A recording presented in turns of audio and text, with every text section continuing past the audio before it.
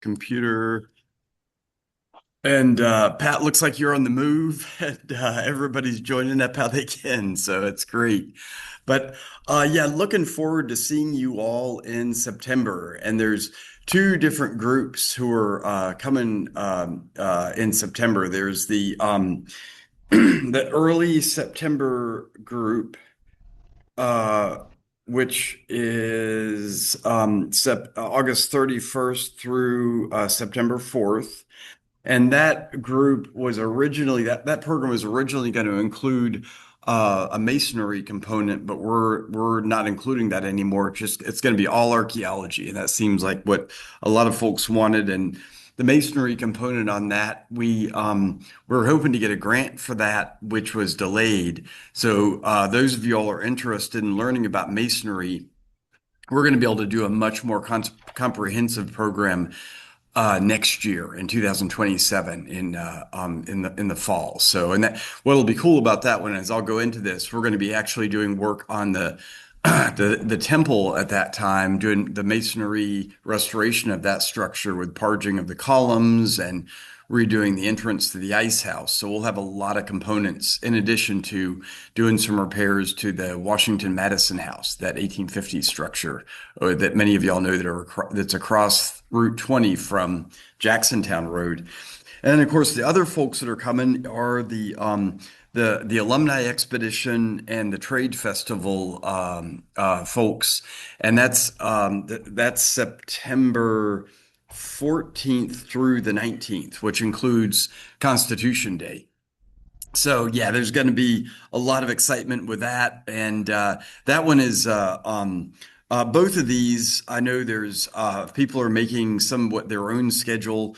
Like the early September one, there's folks that are coming for the first 2 or 3 days, and others that are coming for the whole week.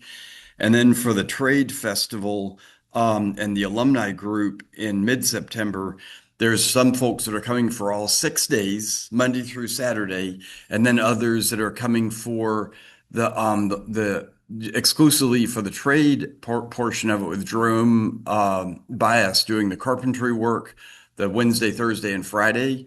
And then, of course, Saturday is the trade festival for Constitution Day that's going to include all sorts of things, leatherworking, a lot of blacksmithing. We have at least four blacksmiths that are coming out for that program. So we'll be doing a meeting with all of them tomorrow at this time to go over that schedule.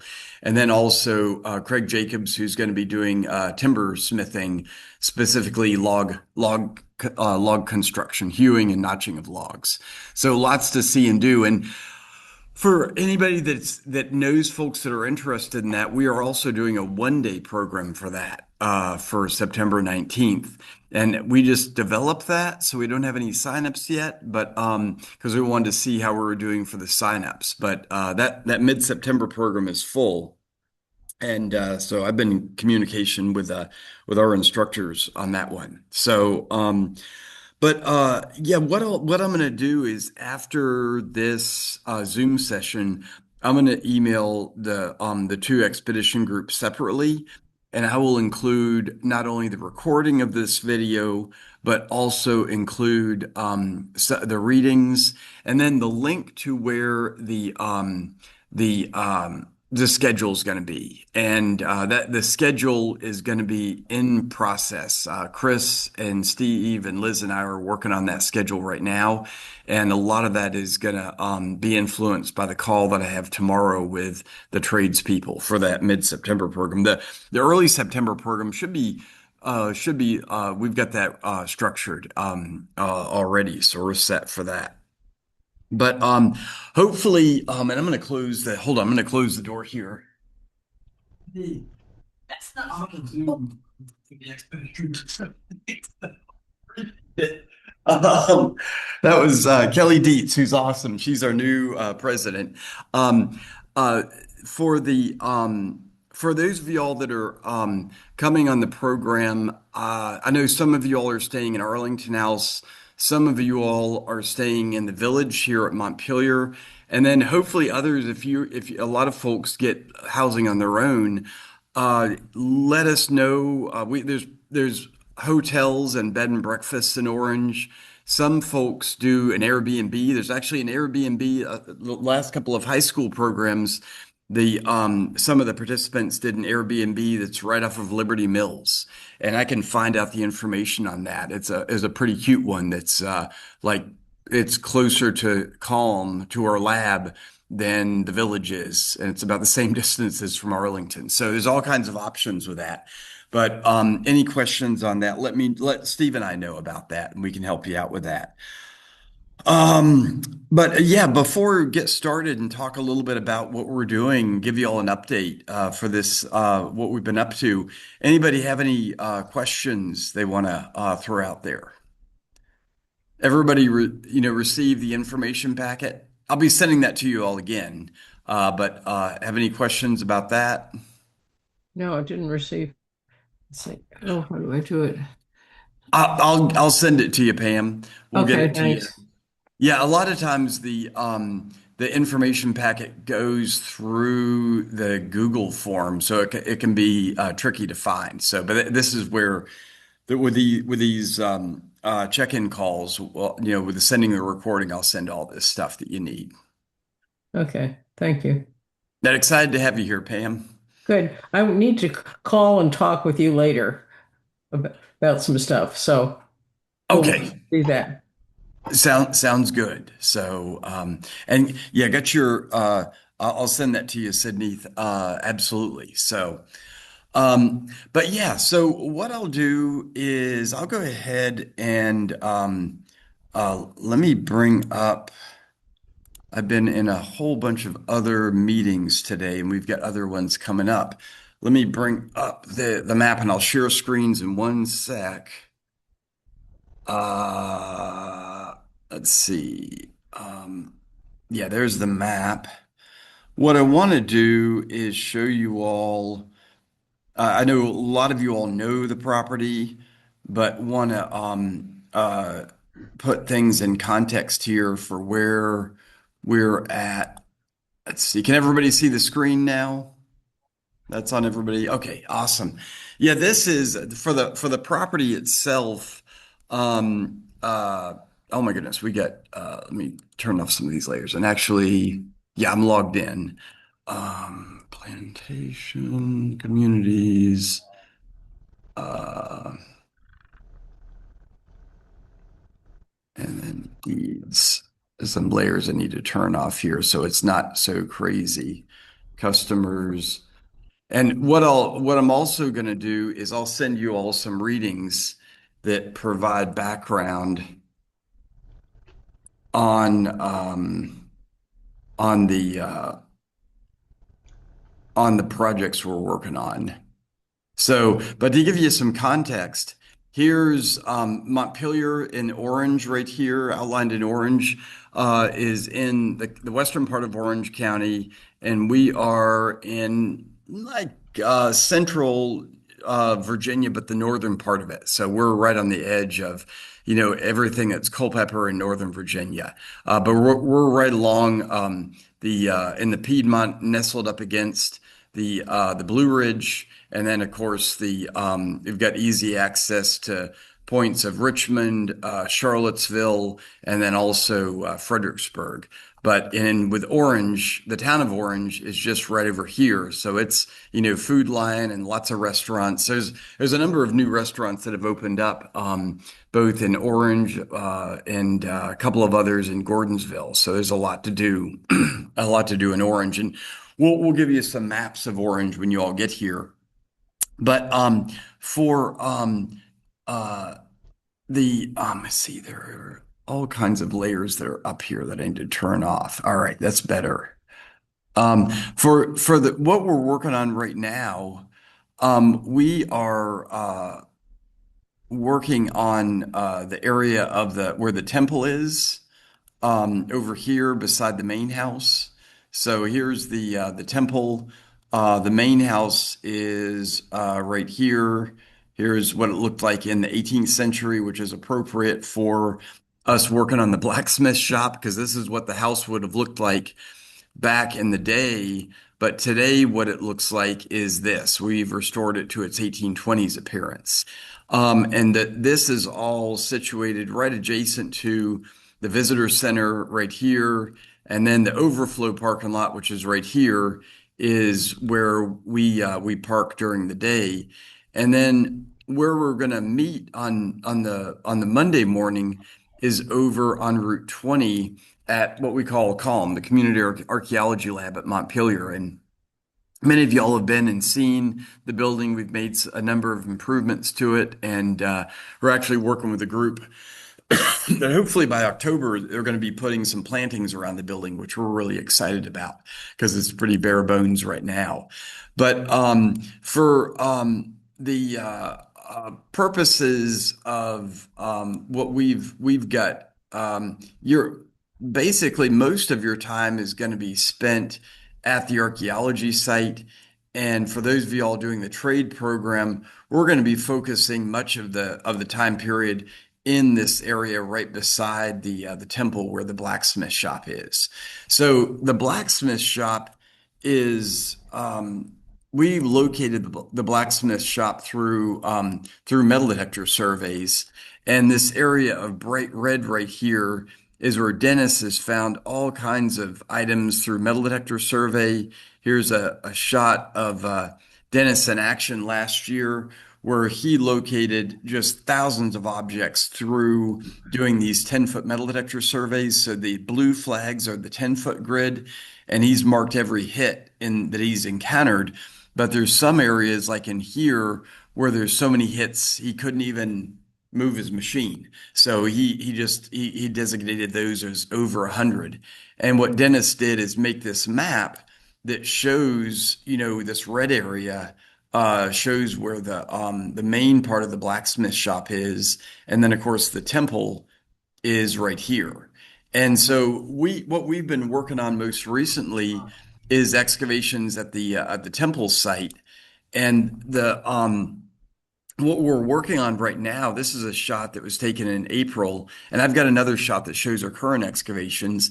But we've opened up all this area in front of the ice house door, and we're essentially trying to find where the road is that went from the front road that goes across the front of the main house. So here's the road that we found in 2006 and we restored in 2008.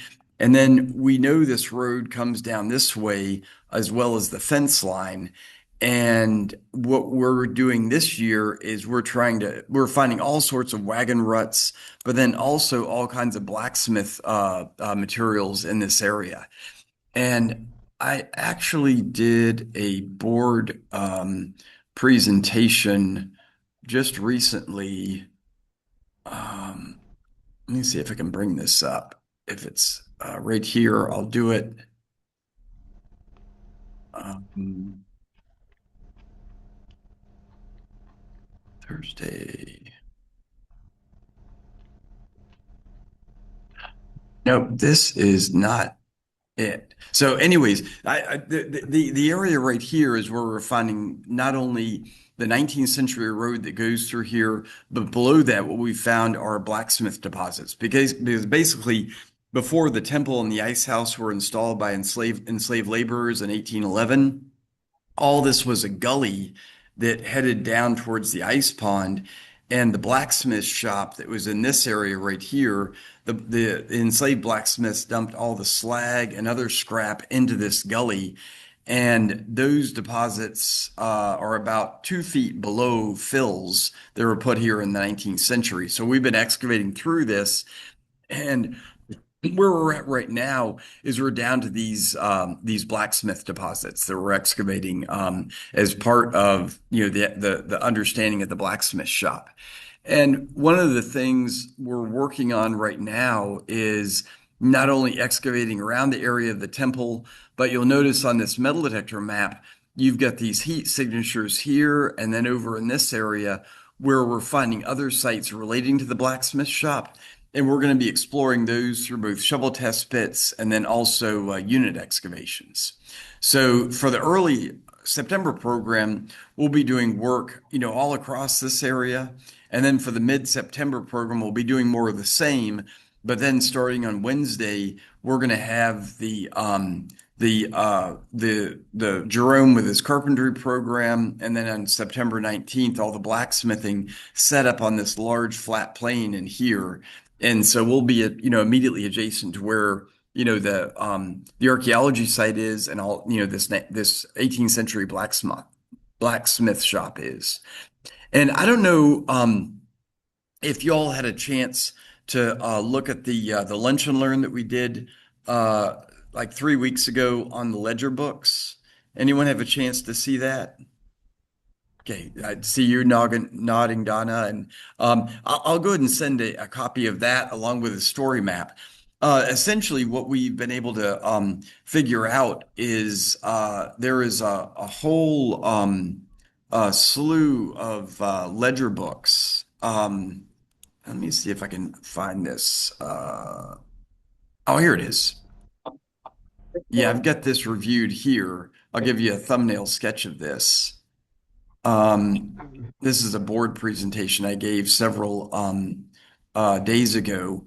But in the board presentation, I talked about our recovery efforts from the fire and attaining the new Calm building, which is the old Montpelier store, the renovation work we did on that, thanks to fundraising with expeditioners, and the space we're in right now, which is great. Not only do we have the exterior restored with the front deck that's a working deck, but also the interior space and upstairs with the library.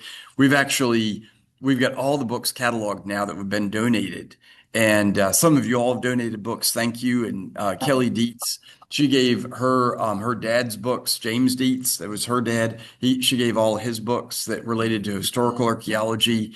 And so we've been able to, we lost 1,100 books in the fire, and we've been able to rebuild what is going to get us started for, having this library grow. But and just so you all know what we've been doing for the past, gosh, 2 months, we have had back-to-back field school and high school programs. And so we've got a 2 week window before the September programs start, and we're recovering from catching up with paperwork that wasn't able to be completed. The field school, we had a week-long program before the field school in early June. And Oh, then during the field school, we had a high school program. And then well, I don't want to. Oh, and if Sorry. you all could mute, everybody could mute, that'd be appreciated. But because of my screen, I can't get to folks. But then after the field school, we had three back-to-back high school programs, and so lots of engagement. But we're glad for a little bit of a pause in things. And what we're excited about again is the blacksmithing program. Here's a shot in the middle of the screen showing the program we did in September. But this time we're going to have three more blacksmiths out there, and then all the other activities as well, including leatherworking with Leslie Duncan. But what we're working on now is the blacksmith shop. And this is something we raised money for through the Perry Foundation match that you all helped us with. And one of the other projects we've been working on, and this is just a thumbnail sketch of this, please see the lunch and learn, and then also the story map that I'll send you, is the ledger books that we have been analyzing that date to the Revolutionary War era. It's this ledger book that dates from 1776 to 1784. There's over 270 customers that that basically had items either made or repaired at Montpelier, and they span the county. We recently were able to map in where these customers were based on deeds, and we were able to place 180 of the 280 customers through deed research. And what we've been able to figure out is that the stretch of Montpelier during the Revolutionary War up until about 1800 was across about 5 different counties.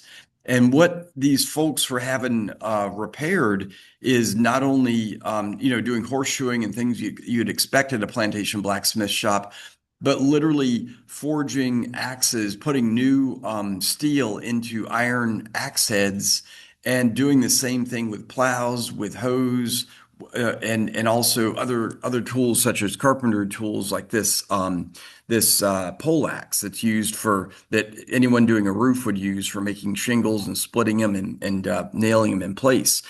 And so these skills that the enslaved blacksmiths at Montpelier had made it a regional center because there's no other place that you could go to have an axe put a new blade in it other than Montpelier within the five-county area.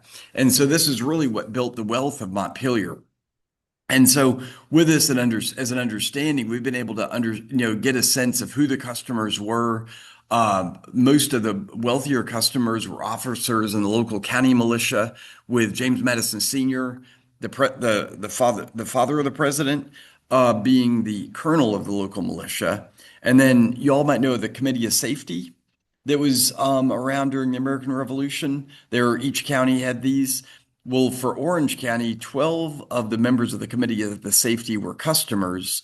And as you might not be surprised, the chair of the Committee of Safety was none other than James Madison Sr. And then when you look at who the customers are, a good majority of them are family members of James Madison Sr. and Nellie Conway Madison. And when you look at who is the Committee of Safety, it's also James Madison's relatives through his mom's side. And so this is really, it's this network of individuals that Madison was tied to that made the wealth. So it's this local community infrastructure that's providing the wealth that allows Madison to, become a politician, to write the Virginia plan that turns into the basis for the Constitution. But with all this, what we've been able to establish is who's coming to Montpelier aren't necessarily these elite slave owners, it's the enslaved themselves. And so when you look at the items that we're finding at the blacksmith shop, these are probably items that have been chopped off of axes and plows, the scrap iron that we're recovering from all across the region. And what they witness is the interactions between other enslaved community members and the enslaved at Montpelier. So it's really been able to develop a really robust and complex picture of not only what was happening at the blacksmith shop, but what these interconnections are between Montpelier and the region. And so this dovetails with the work we're doing at the temple and the ice house. We received a National Park Service grant to restore the temple. We need to repurge the columns on the temple, and then also restore the ice house entrance. On this 1833 Chapin sketch, you can see the lattice work right here. That's this area right here. We're going to be probably next spring, we're going to be opening up this door to restore the lattice work door. But right now, what we're doing is, and we're working with the architects right now, they're doing the construction drawings right now. And this image right here, this is not an aerial photograph. This is a LiDAR image that the contractors did by using LiDAR photography to collect thousands of points of the temple and the ice house below and then sew them together. So those of y'all that know LiDAR, it's where you bounce light off an object and then create a 3D model of it.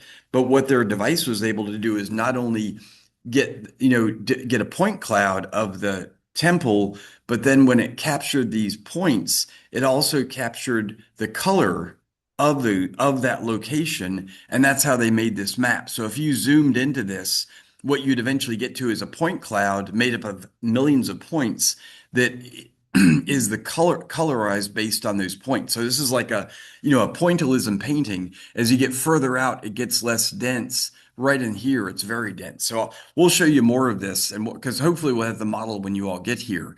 But for the front fence, or for the ice house entrance, this is a photograph showing our current excavations. This was just Chris and the crew just got this shot on Friday.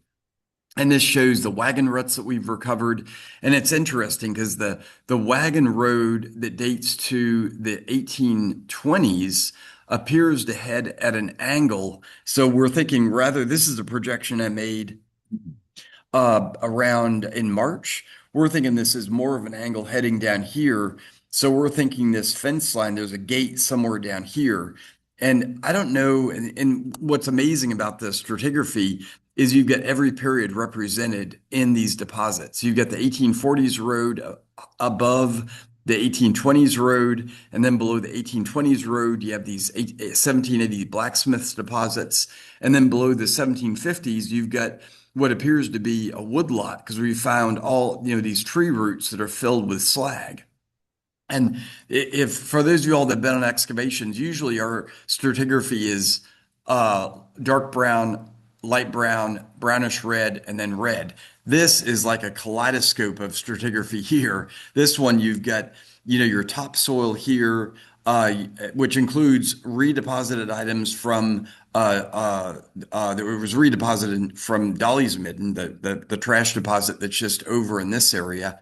You got 1840s fill, more fill that covers over the 1820s surface that's right here, and then the 1780s blacksmith deposits down here. And then below that, you've got the essentially pre-occupation deposits or subsoil that's here.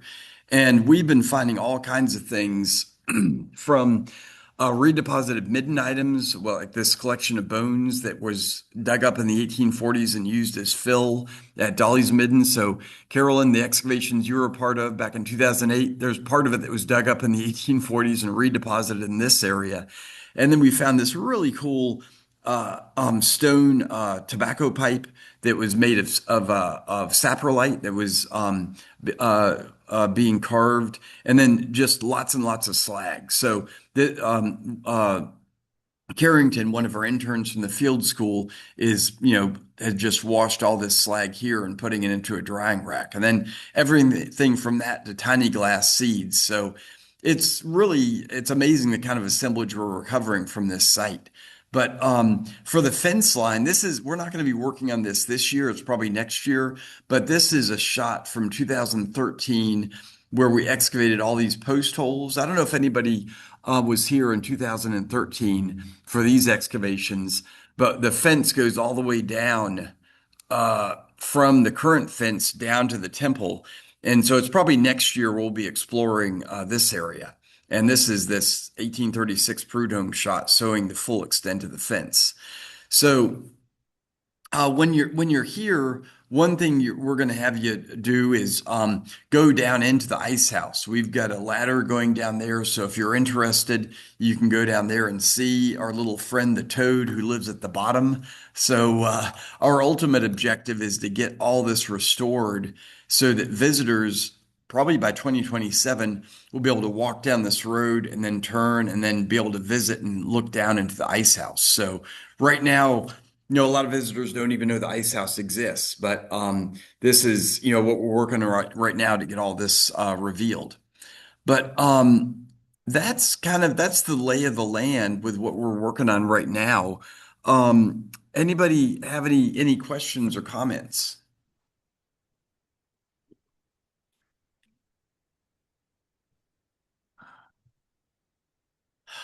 Okay, I see that, Donna. Yeah, Donna, Donna said I switched programs, so I don't have any information for the alumni week.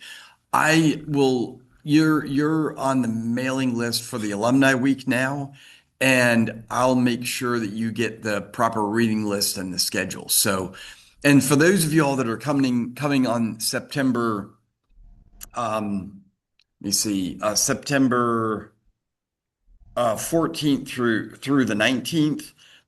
We're going to be doing archaeology on Monday and Tuesday, the 5th, 14th, and 15th. And then Jerome arrives on Tuesday night, the 15th. And then we're going to be doing carpentry with Jerome on Wednesday, Thursday, and Friday. Now, what we are offering is I know there's a couple of people that have requested to do work in the lab for the week. And so we're gonna accommodate that. And then there's a couple of people that want to be do more digging than carpentry. And so we're going to be able to accommodate that as well. And then for the carpentry work, it's something where we don't expect you all to be like producing 2 tables a day or anything like that. We're gonna, what Jerome is really good at, and similar to our programs, is there's some people that want to get into the unit and like dig out 2 layers a day, and others that are want to just take their time. So we're gonna accommodate what your pace is. Yeah, Carolyn, I see you got your hand up. This is a really fascinating material. I thought I was coming on Sunday the 13th. Is it starting on the 14th? I'm confused. Yeah, we're what we have changed our scheduling. You can come on Sunday the 13th and stay at Arlington House. Yeah, so for those of you all staying in the village in Arlington House, what we've been doing is they're available for you all to stay in, but we're rather than doing the dinner on Sunday night, we're doing a breakfast on Monday morning. And this simply is with my some recent events that I've had in my life. I've had to cut back on my weekend work, and my father just passed away, and I've got a lot more obligations on the weekend. My brothers and I are sorting out the estate. And so that weekend, I'm going to be gone in Northern Virginia. So we're going to we expect you all to arrive on Sunday night, but you'll be able to do dinner on your own, and then we'll give you a continental breakfast on Monday morning, which actually everybody loves. The crew loves to arrive and have donuts and bagels and fruit. So it makes for a much just a lot more manageable experience for everybody. So does that answer your Okay, question, Carolyn? so I, I'll still arrive on Sunday. Yeah. Okay, yeah. And And I had a thought Yeah. that with the people coming from long distances being relatives of James Madison Sr., uh, Hmm. maybe there might be other blacksmith shops available to them, but they preferentially came to Montpelier because of the blood relation, the long distance connections. Yeah, yeah, getting into the ledger books and some of those thoughts. Yeah, Yeah, that's definitely a possibility. And I think that the one distinguishing factor we're finding with the blacksmith shop at Montpelier is it is the only one in the region that can that for reblading tools, like putting steel in tools. And what we're finding is that for those folks that are coming from longer distances, they're having less farrier work done because they're probably having that done by a local smith. And for those enslavers that have large plantations, they have less transactions that are more related to tool work than actual like reshoeing of a horse, because they probably back at their own plantation have a farrier who's able to do that. So it's really cool, Jim. We've been able to figure out these nuances of, you know, not only what's happening at Montpelier, but also seasonality of tool manufacture. yeah. And I'll send you all the story map and then the lunch and learn that was a whole hour, discussing that. And love to, So I want to have you all have that because it'll give context not only for the excavations we're doing, but those of you all in the trade program, it'll just give you a whole different perspective. And for those of you all coming in early September, if you're relatively local to the area, I'd recommend putting September 19th on your calendar because that is going to be amazing. And I'll make sure I will add this to the email. We're offering a special program on September 19th where you can just sign up for the day, but then take part in all the trade activities. And that does require registration because to take part in the carpentry and the blacksmithing, you're going to need to have training on handling hot pokey items and razor sharp tools. So, like for visitors coming to Montpelier on September 19th, there's going to be a velvet curtain they can't go across because we don't want to have kids grabbing a hot iron poker or having a kid like a child pick up an axe by the blade and then their hand be opened up. And literally, even with training, we occasionally have had that happen. So Jerome's gonna do a lot of training on tool safety on Wednesday morning. And for those folks coming on the September 19th one day program, we're going to be doing a Zoom session for that. And if anybody wants to attend that, if you're coming on the 19th and you're local enough to come on that Wednesday part, feel free and or come all 4 days. So I'll send you information on the 3 day and the 1 day program for those of you all coming in early September. So, because again, this call has both people coming on the early September program and people coming on the mid-September alumni and trade program. So hopefully that's about as clear as mud. I'm not sure. So I hear you Will laughing, we Pam. So huh? will we have an opportunity to learn some blacksmithing?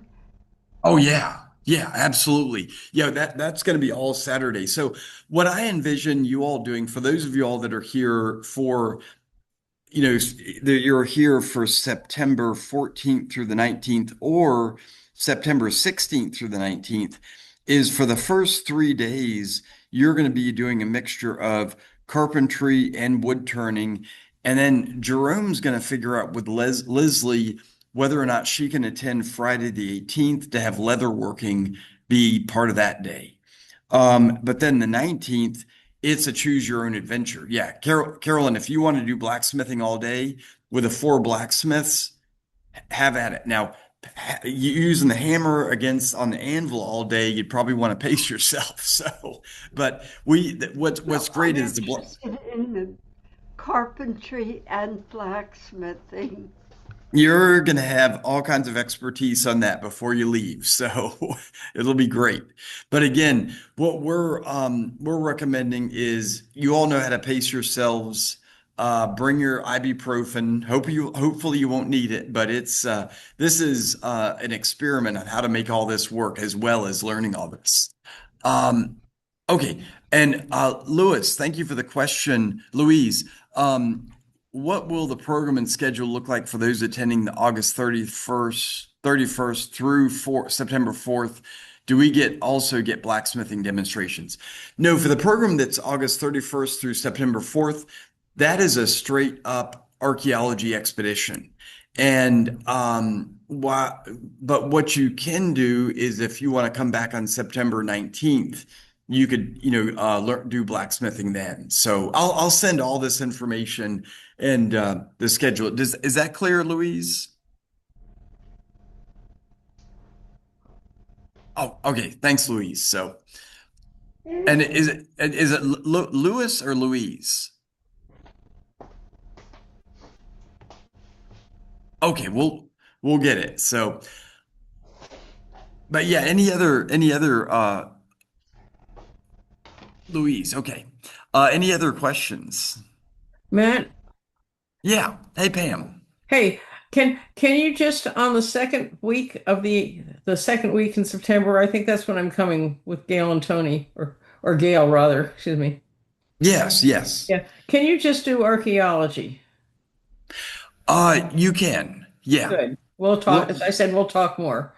yep, we know that there's some folks that want to do archaeology the whole time, and I expect there'll be we're going to have Jerome is going to be doing lectures and demonstrations, and we figure people want to see some of that, but then also we'll have units open that you all can work on, and we're going to Good. figure that out as well, Yeah.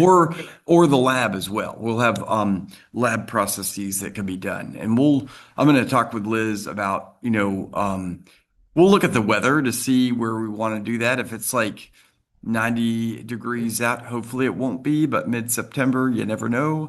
Whether we do that in AC or outside. Okay. Thank And you. I know there's one participant, Denise, who's asked to do it inside. So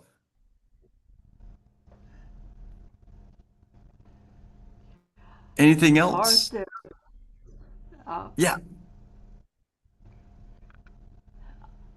I know that there are, I have a car that has uh, plug-in hybrid, and Hmm. I charge my car previous times at the visitor center.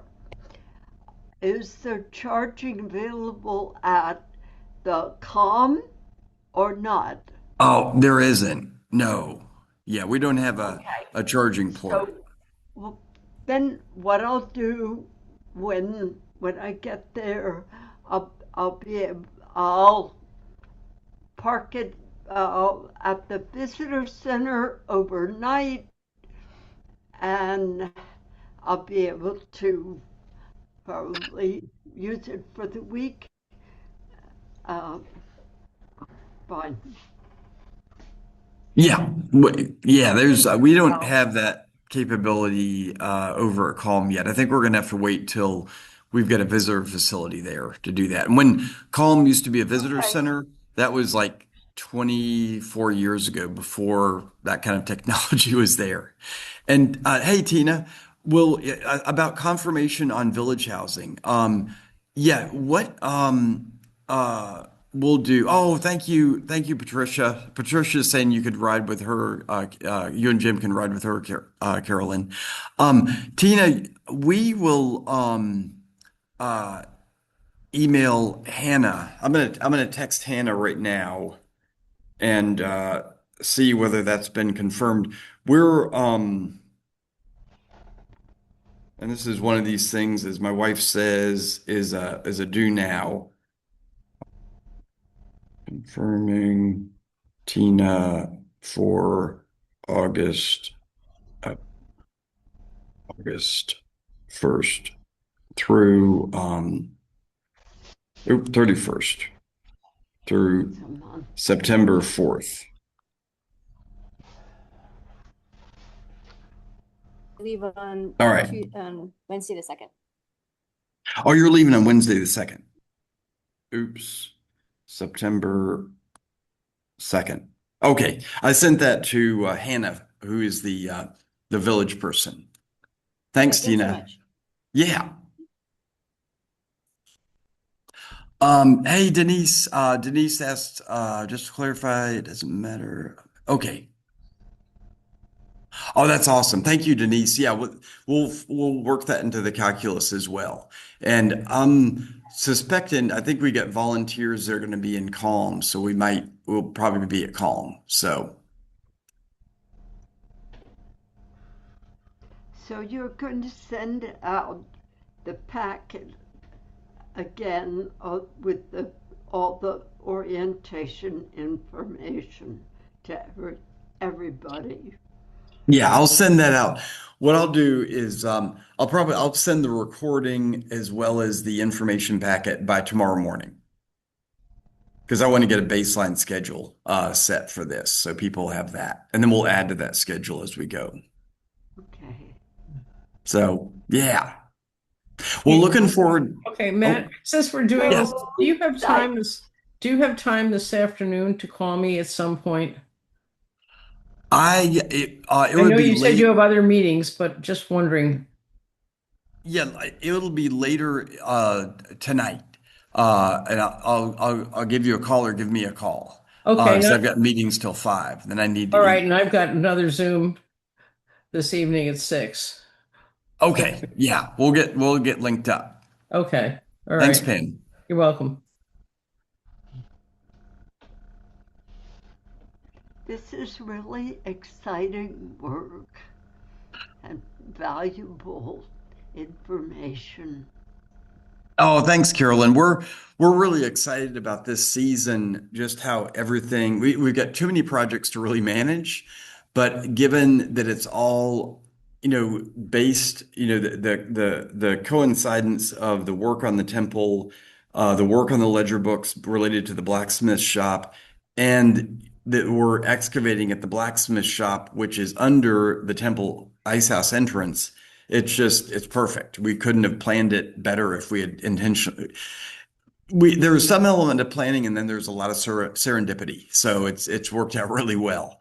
Like with the whole UVA project, when we got that NEH grant, we got that as a contractor to UVA, And I was terrified we're going to have to do GIS work, like mapping in revolutionary roads across the East Coast, which would be interesting, but beyond what our day work is. And so, but with this, the work that we're doing, understanding the blacksmith shop for the Revolutionary War period, how this has coincided with the work we're doing with the Montpelier Descendants Committee and their interest in showing the arc of communities with this, it's just been fantastic. And that reminds me, I need to write the MDC members who are helping with this and let them know about a meeting for next week. So it's this week is already Thursday. It's hard to believe. So Are there any?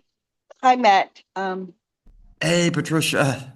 I'm sorry about your dad, Matt. Oh, thank you. Condolences. Yeah. Yeah, yeah. He was 94 and went out the way he wanted. He was living at home, independent. He said he wanted to move from the house in Fairfax to Arlington National Cemetery in a box, and he's getting that. There we No, go. no, no in between. So Wait. Oh, was he a veteran? he was a veteran of both Korea and Vietnam, and he was in this officer in the Seabees. So whenever his burial happens, it should be horses and a caisson. So it'll be an interesting event. So Oh, okay. and Well, I have a decorated. So question. Pardon yeah, me? and Yeah. he was decorated, Bronze Star and everything. Oh, oh, wow. So thanks for asking. I'm gonna brag on my dad. So thanks, Dad. Yeah, wow. So, beautiful. Um, Question about the memorialization for the enslaved. How Yeah. is that coming? That is coming along really well.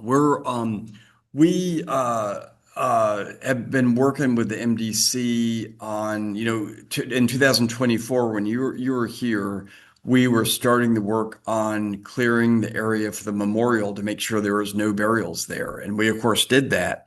And since then, the MDC has hired a landscape architecture firm to design a memorial, and that design is complete. And right now they are creating construction drawings the next step is for those to go out to bid. And the tentative schedule is for groundbreaking to happen in the spring of 2027. So that's chugging along, which is great. And they're with Kelly being the new president. If you all haven't looked up Kelly Dietz, she wrote a book, Bound to the Fire, about the history of African American cuisine and cooking on plantations and the intellectual contributions of the enslaved in that area.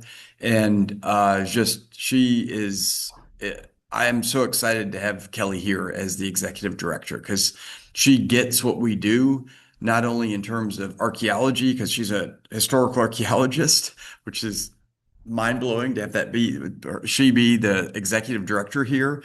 And also her work with descendant communities, especially at Stratford Hall, is like none other. She worked at Stratford Hall, which is the home of Robert E. Lee. And by the end of her tenure there, she had descendants of Robert E. Lee just talking about, how to interpret the history of that site with descendants of the enslaved who were enslaved by Robert E. Lee's family.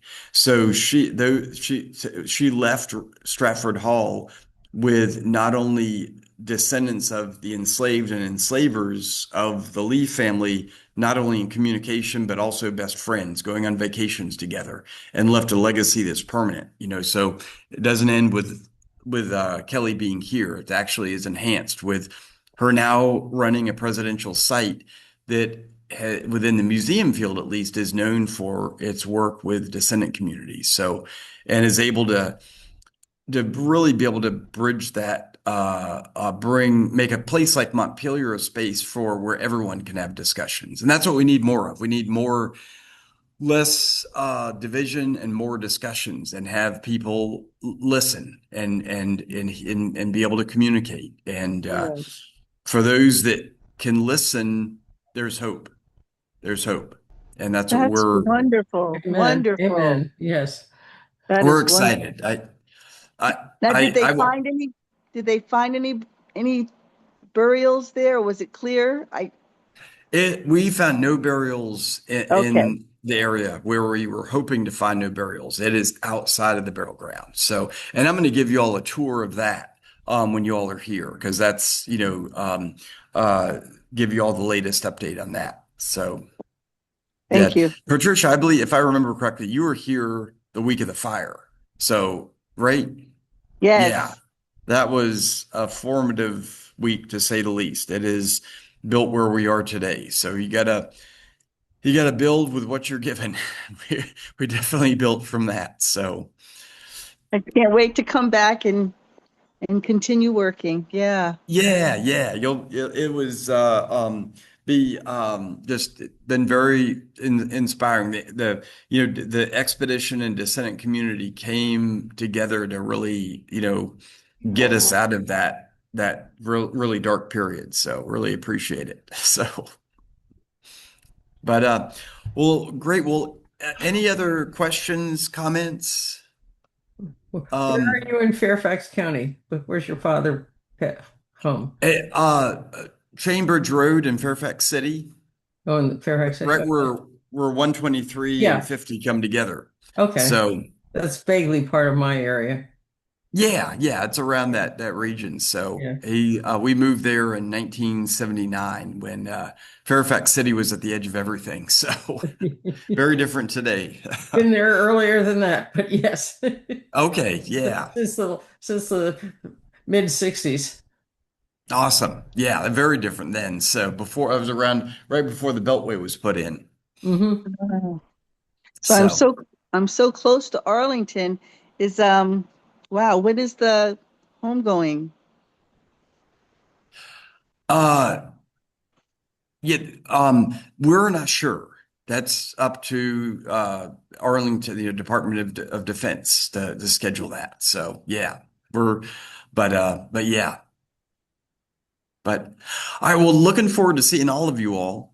And again, I'll send you all an email by tomorrow before the weekend, and it'll have the recording and then all the readings and information you all need. So awesome. All right, well, thanks everybody. Good seeing you all, and looking forward to seeing you in September. Ooh, Bye, thank everybody. you. Thank you, Bye-bye. Mary. Bye. Condolences. Oh, thank you. Thanks. Thank you. Appreciate it, Carolyn. Bye bye.